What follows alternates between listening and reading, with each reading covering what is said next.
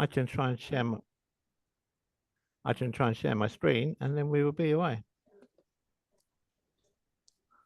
Right, let me just go there for a second and there.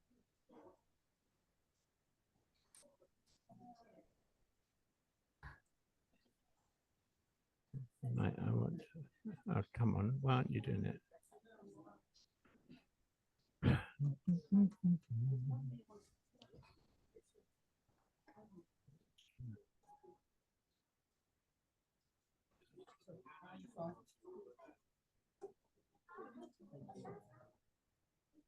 Come out, come out sharing and try sharing again. It worked when I was just practicing. Oh, here we go. That's better. Right, share the screen, and hopefully now you can see the slides. Yeah. Okay, so here we go. It's going to take about 20 minutes or so just to run through this. So, streamlining data retention, balancing security and efficiency, because it's all about keeping data compliant with UK GDPR and the UK Data Protection Act 2018, and but at the same time being practical about what people want to do with data and making sure that it works for people, because there's no point just being compliant but then you can't do anything with the data.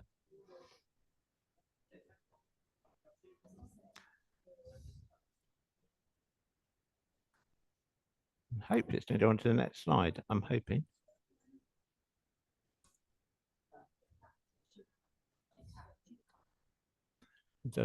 That's better. Right. So what we're going to go through today is the data retention framework, legal framework, talk a bit about data minimization, a bit about best practice, and then a Q&A.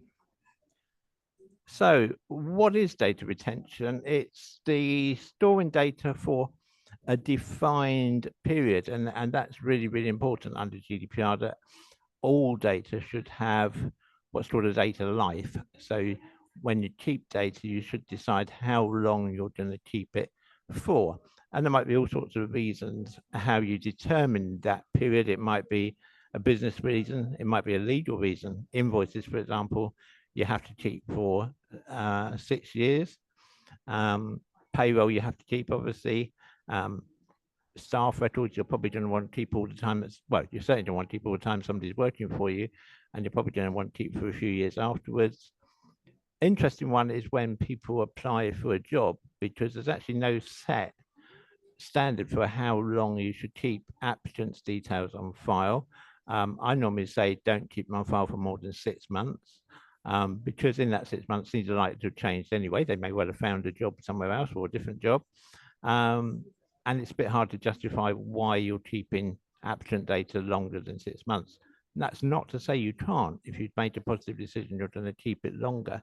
But normally 6 months for applicants, I would say, is about right, because the importance of this when you're deciding on when you're going to, how long you're going to keep your data, is balancing operational efficiency against the storage requirement, although that's less of a problem these days, because particularly for electronic data, the cost of storage has come down dramatically, and so has the physical space. I mean, I can remember when I saw my first 1 terabyte drive, and it was the size of a double wardrobe, and now it's small enough; it's just the same size as your phone.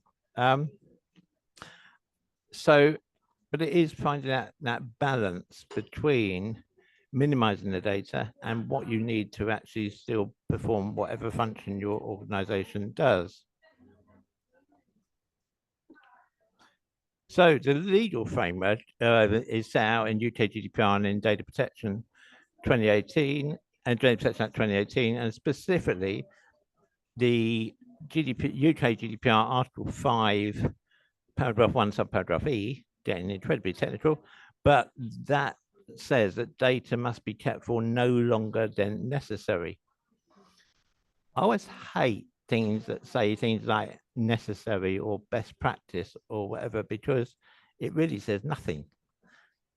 Data must be kept for no longer than necessary. Well, you could argue in some cases that you need to keep data for 100 years because that's necessary. If I take an example from real life on that, one of my clients is Blackburn Rovers Football Club. and they keep data on their players for 100 years. And they came to a decision to do that, A, because they have people writing historical articles about the club, and someone might come to them and say, what can you tell me about the winning goal scorer from the FA Cup in 1926? But the second reason is, and I didn't realize this until I started working with a football club, that if a football club signs a young player into their youth team, each time that player moves on through their professional career within football, whether it's as a player or as a manager, Blackburn Rovers, being the club that originally signed them up, get a slice of the transfer fee. And so it's important to them to keep the records all the way through. But they do come to the conclusion that if someone's 100 years old, or probably more like 110 years old, they're not likely to be playing football anymore. And so they decided on 100 years would be a suitable time to keep that information for. So what are the benefits of effective data retention? Well, I always think it's a balance between three things, really. It's a balance of security, because the less data you hold, the less you've got to worry about might be lost in a data breach. It's about efficiency, because if you're searching for something, the less data you've got to look through, the quicker it should be, and the more chance you've got that you're going to find what you're looking for.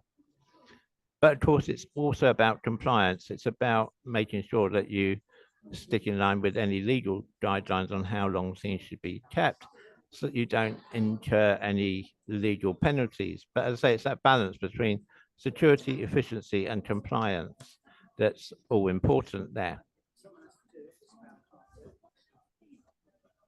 So when you're assessing the retention needs, when you're assessing how long you need to keep things, it's really like a junction splitting in three different paths, because you need to think about the business needs. You need to think about how long do you keep that data for your business or for your organization. Obviously, you need to think about the legal requirements. Again, as I say, if the law says you need to keep invoices for 6 years, you've got to keep them for 6 years. But it's also about risk mitigation. It's about saying, okay, if I've got data that's actually very low impact, I might not worry too much about if I keep that longer than perhaps I would ideally. Whereas if you've got sensitive data, so you've got medical data about somebody, then obviously you really don't want to keep that any longer than you have to. So then it's about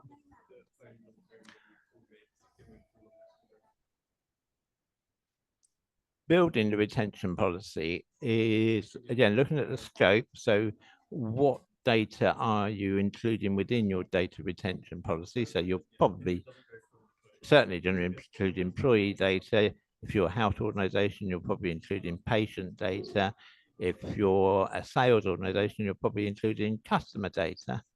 So, but think about the scope. What are you going to consider is in scope for retention policy, and what are you going to decide is out of scope? You need to think about the retention periods, and as I said, you can decide on any period you want, as long as you can, that you have a meeting and you minute it, and you say, we had this meeting, and if it's one person business, you still do it as a meeting, you effectively just minute yourself, but you need to indicate that you made a conscious decision to keep the information for that length of time, and why you decided to keep it for that length of time. And then the responsibilities. So who's going to be accountable for making sure that you only keep data for that length of time? Because it's actually a breach of GDPR. It's actually a breach for which you can be fined if you say that you're going to keep data for, let's suppose we got customer data, and we say we're going to keep customer data for 5 years past when we last dealt with them. And then we have a audit from the ICO 7 years after that customer, we stopped dealing with them, and they go to our filing cabinet or they go on our computer system and they find records from 7 years ago. We will get a fine because we're actually in breach of GDPR because we haven't kept to our data retention policy. So it's one thing coming up with a policy, it's another thing making sure that it's actually actioned. And it's also a case of making sure that somebody can, somebody's accountable, that somebody can actually do it. And when it comes to deleting data, how are you going to delete it? How are you going to prove it's destroyed? If it's paper data, that's fairly easy because, you get a cross-touch threader, you feed the paper through the cross-touch threader, you get confetti out the other end, you've destroyed it. But that's not the same with computer data, obviously, because a lot of the time, if you think you've deleted data from a computer, you find that then actually you haven't. And it's still there, or it can still be recovered. So you need to go to a specialist firm, really, a lot of the time, to actually delete that data for you, and preferably that they then give you a certificate to say that they have securely deleted the data for you. And there's a number of companies that I work with who do that. So if you ever want to know a company to do that, then please just reach out to me. So when you're deciding how long to keep the data, what sort of guidelines are there? Well, as I say, the legislation itself is quite loose. You do need to think about the legal requirements of keeping data. You need to think about the business relevance, and you need to think about data minimization principle, because minimization principle in GDPR is that you always keep the smallest amount of data that you can possibly get away with keeping. And business relevance is important as well. So it's not just a case of keeping data for a number of years, it's that you would be able to turn around and say, we kept that bit of data for 10 years because, and it's the because that's important. So can you justify it? I'll give you an example. It's a bit of a silly example, but it's one that I've seen the client actually have, was they ran a pro-am golf tournament about 6 years ago. And on all their client records, they've still kept the scorecards from the day. Now, that was probably very relevant at the time that they did it. Trying to justify really any business relevance for still holding that information now is, I would suggest, nigh on impossible. And so, they really shouldn't be holding that data anymore. The other thing with storing the data is it's very important that data is stored securely. So if it's electronic data, then it's encrypted.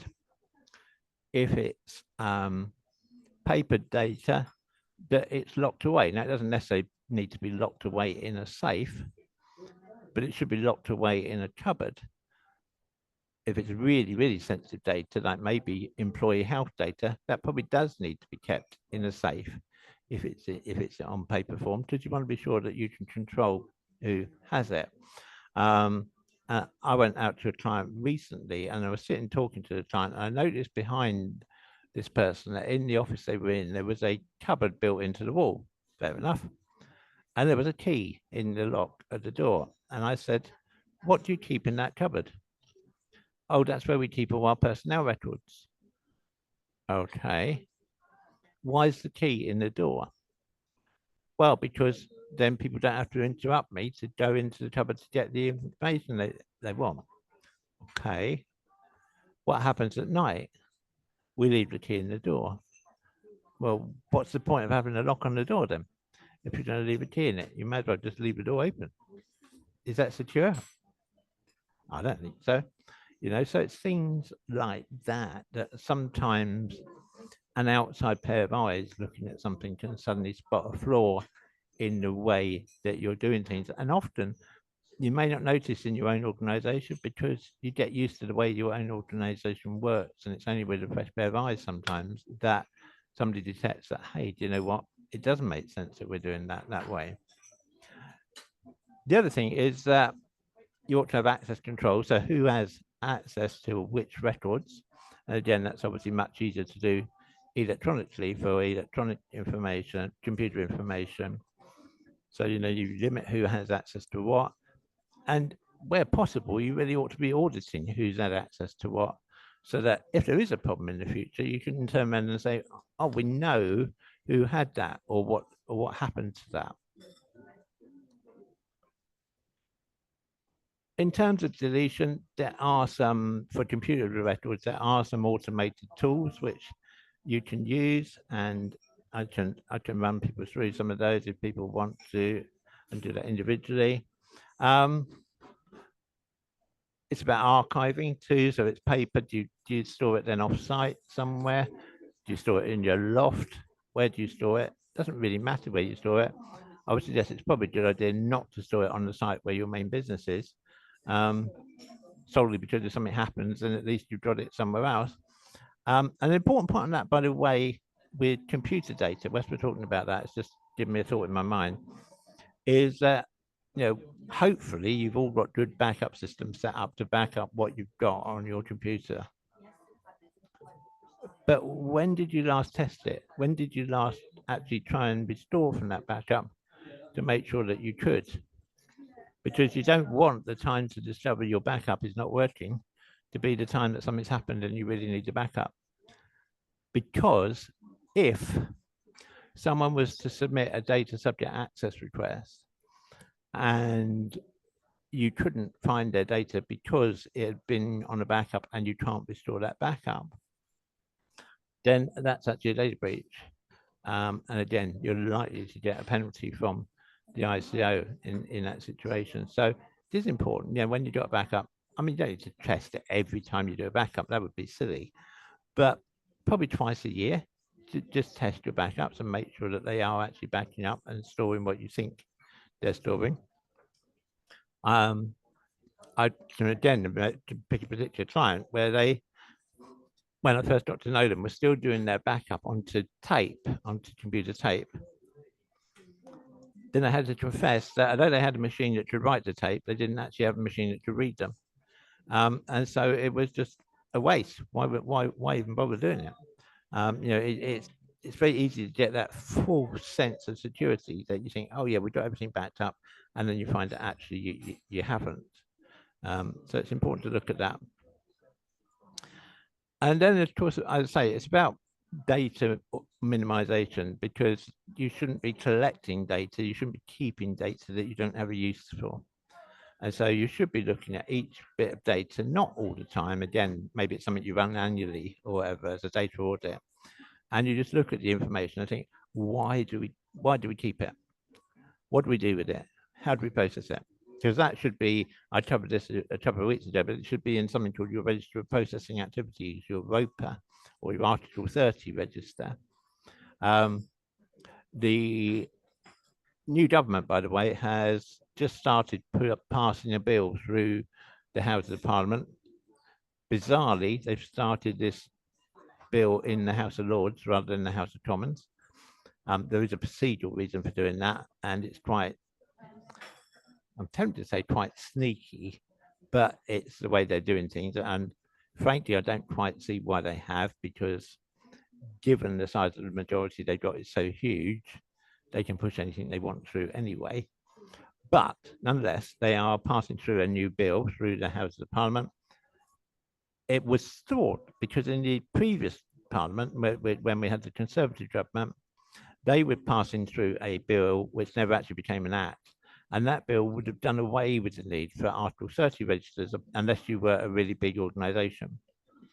The new bill that's working its way through doesn't do that. So sadly, because it is an administrative overhead, but even for small businesses, then the register of processing activities, the ROPA, remains in place. And so it is something which you need to make sure is kept up to date.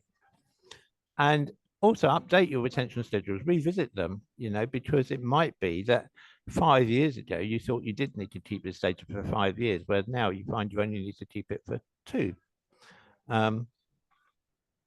So do make sure you carry out regular audits. Do make sure that you set some metrics and you track them so you know whether your retention policy is actually working or not. And as I say, be prepared to update the policy, either because your business practice changes or maybe there's a regulatory change.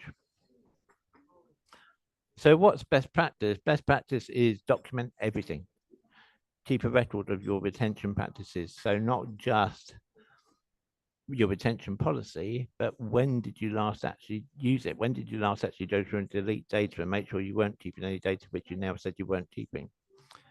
Obviously, it's about training your staff. That's like we're doing today. But it is important that your staff who are involved with data know how long they should be keeping it for. And if you're uncertain about how long you should keep it for, then consult a legal expert, consult someone like myself. And that brings us on to any questions. So my details will appear on the screen. I will stop sharing so I can see you all. And if anyone's got any questions, I will gladly try and answer them. Yeah, I mean, the first thing you hit on, you said when you went to electronic stuff, data storage, was why have a essentially.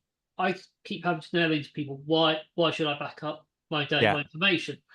And I won't say I've had problems with a customer that didn't back up their information, but I was apparently the cause of them losing work because they couldn't get why. It was very politely a old, well-used 10-year-old external hard disk, and that was their information. That's where it was stored on the machine they used. It was just on this external drive, which can wear and tear and everything else.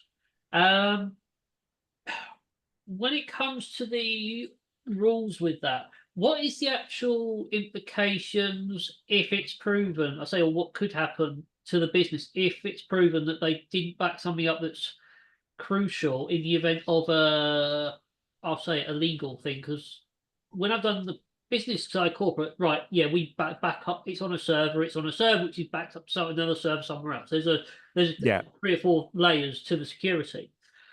But from a small business perspective, they don't always understand why it's important until the machine starts to go wrong. And that's where the independent side, I think COVID's highlighted this.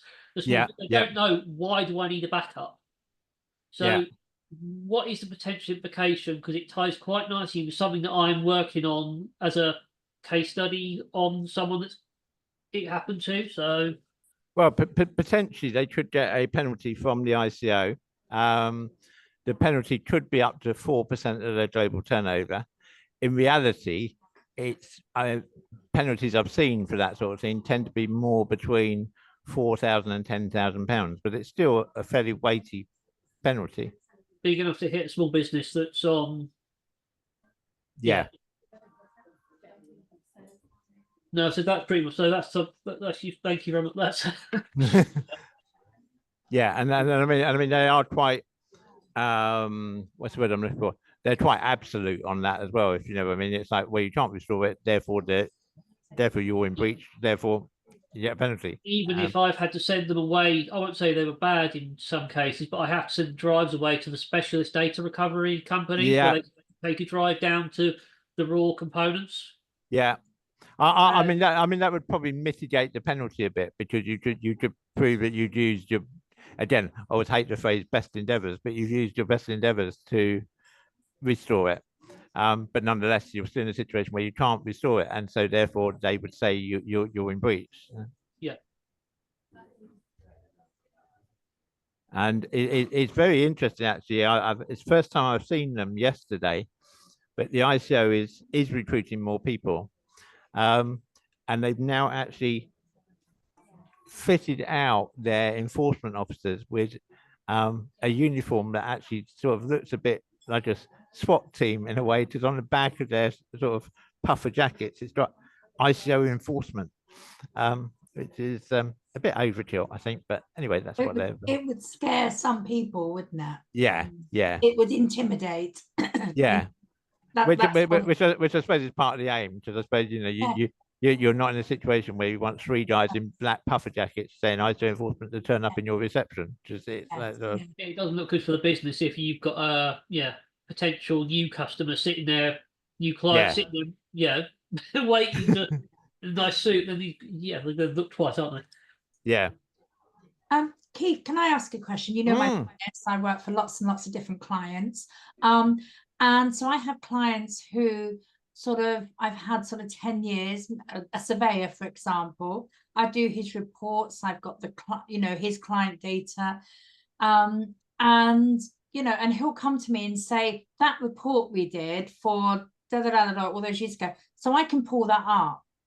So I keep it on, you know, everything's backed up. I've got, does it. But that's so, I mean, and that's the case with a lot of my clients. It's work that I've done, you know, not recently. Sure. I do my ICO every year, but I mean, that would be a genuine reason that, you know, absolutely, yeah. But I would suggest probably to you, the bit that's missing in that is you haven't documented that. That's what I was thinking. So each client I take on, I mean, I do a confidentiality agreement. Yeah. So I should put in there about my data retention. Yes. Okay. Yeah. It's actually something that I know from where I've had to do some tenders. I've had to put it on my website in a way. It's on my website, so it's not there front. Oh, here's my GDPR stroke data retention, but it's there under my information bit. That you have to put how long you store for, why you might store it, and where has to be outlined if you can, but okay. But I would say in the where, you can keep the where fairly generic. Yeah, you don't want to say it's on a server that's in my garden shed, because no, exactly, yeah.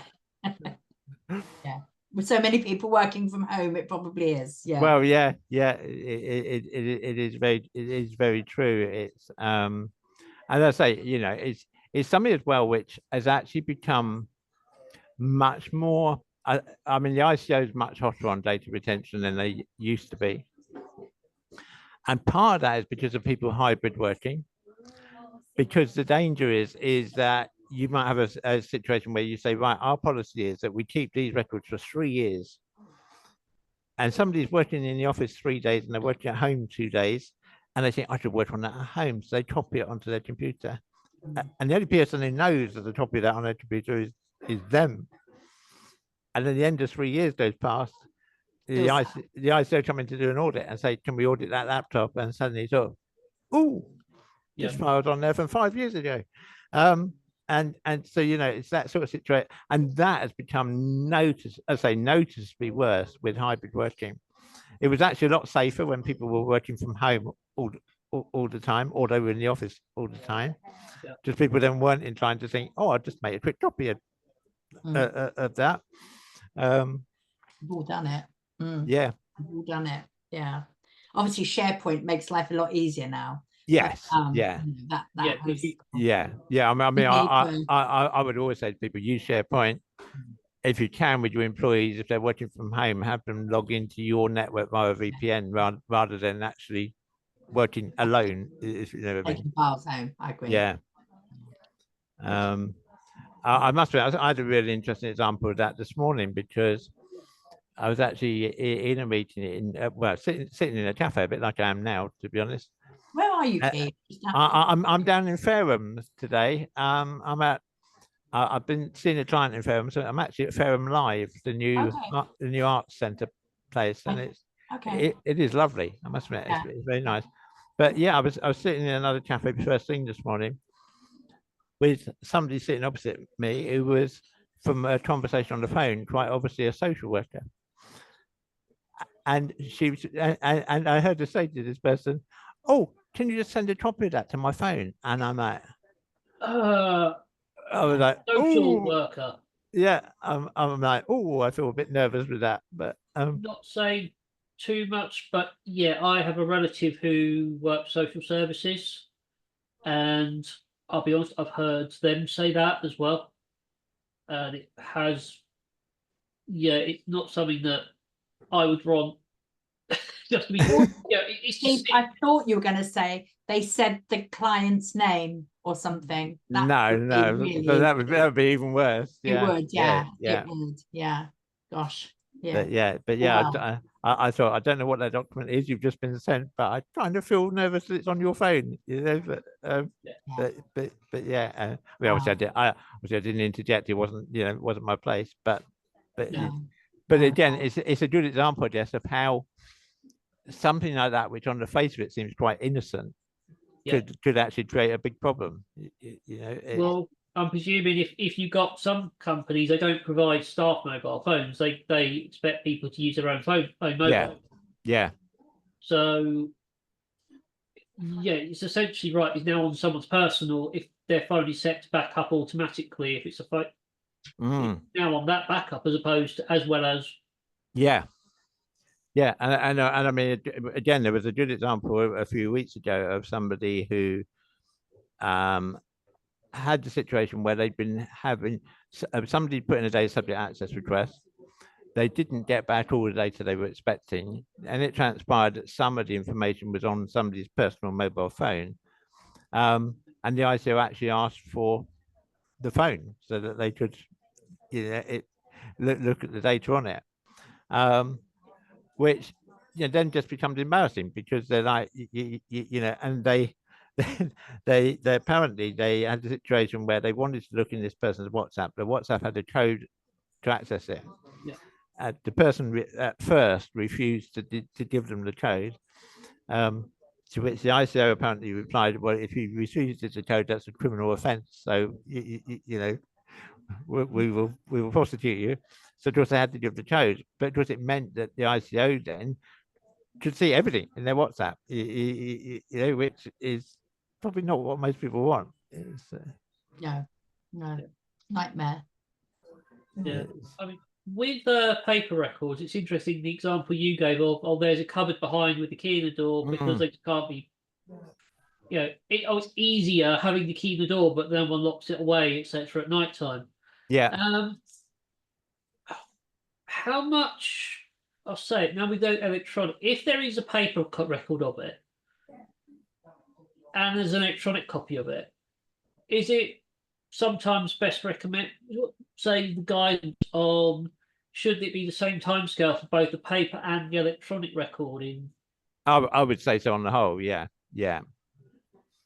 And again, people don't do that. So what you find is that they deleted the electronic record, and that's fine.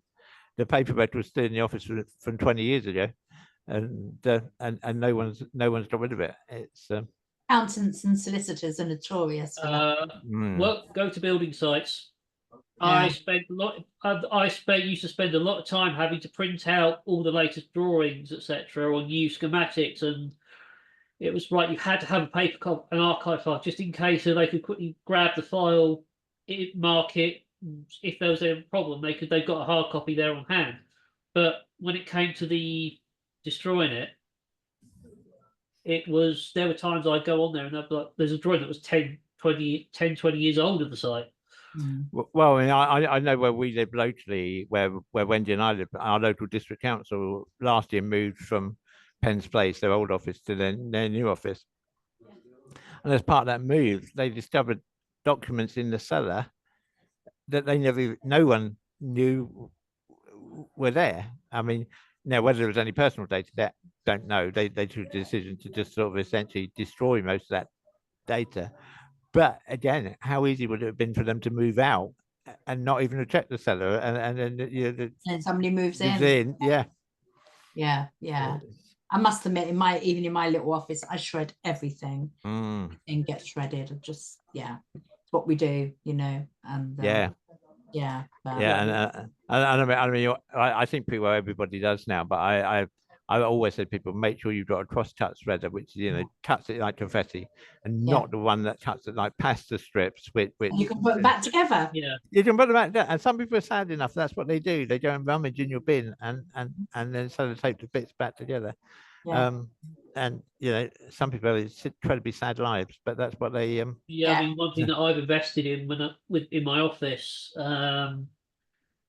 because it is we called it a shared building. I've got the office part of it, the old office part. Is I've invested in 2 secure cupboards, the metal fireproof. It's not a standard lock. I changed the standard lock to a double key. You can't just go and get a copy cut. Right. Yeah. It's got the ones with the code on it. Yeah, I know what you mean. Yeah. I invested in 2 of those. One for my kit, because I did the other company, people that my landlord does still go in to use the garage, other bits of it, but the other part was for my paperwork. Right. Yeah. When I got, they thought I was crazy, but then it just means I know that they can't just get into it. Yeah, basically. yeah. Again, it's one of the things which I say always gives a big tick to if they can see that you've taken extra steps to keep things secure. And you know, sometimes it can be down to really simple things, but just people don't think to do it. I mean, again, I always remember an office I went to see up in London, and I went to see them. They were convinced they didn't need my services. They told me, no, we're fine. We don't need you. And I said, all right, well, I'm in the area. I'll come and talk to you anyway. Went in to see them, had a chat about what we should do. And they showed me how wonderful all their computer system was. And it was, two-factor authentication, everything totally locked down. And we're walking out, and I could see the back of reception, which obviously didn't see when I walked in. And there's all these piles of paper on the shelves. And I said, what are they? Oh, they're our customer records we haven't scanned yet. And I'm like, and you don't need me. Anyone could just go there, go and grab it. And yeah. Well, I mean, the example I gave to them, I said, we're in a sad enough world, unfortunately, that you could have someone there come in, ask a question to reception, the receptionist goes off out of reception to find something. They take the lot. Well said, John. They've nicked, a pile of paper and they're gone. And yeah. Can I just check, Keith? Is it still 7 years for accounts? Yes. It is, yeah. Yeah. I thought it was, but yeah. Okay, thank you. Okay. But yeah. So hopefully you found that useful. Hopefully yes, it was, very. Thank you. No problem at all. Thank you, pal. This has been very beneficial because there's some things that I'm working on, as in with people. So it's useful knowing actually where what's happened or could happen, I think. So, yeah. And obviously, for both of you, if you've got clients that you're working with or you think I could help them, then please do introduce me. Are you still working with the Ferrum client? Yes. Yeah, good. Yeah, they definitely needed your help. So, yeah. Good, brilliant. Okay, thank you so much. No problem at all, Wendy. It was good to get the update and just So we hold these every 2 weeks. There won't actually be one in 2 weeks' time because I'm going to be at the Great British Business Show at London Excel. But we'll be back in 4 weeks' time, and then every 2 weeks. Is it a different sort of thing every time? Yeah, we do a different thing every time. So you'll be on the mailing list now. So Dorcas sends out the invitations, and please do come along. I will. Thank you. Okay, thank you so much. And no problem at all. I'll see you around the village. All Will right. do. Thanks, Take Wendy. care. Nice to meet you, Tim. All right. Meet you. Take care. Just going to bail out. Thank you. Thanks, Wendy. All right. Thanks very much. Okay. Thanks a lot, Tim. Thank you.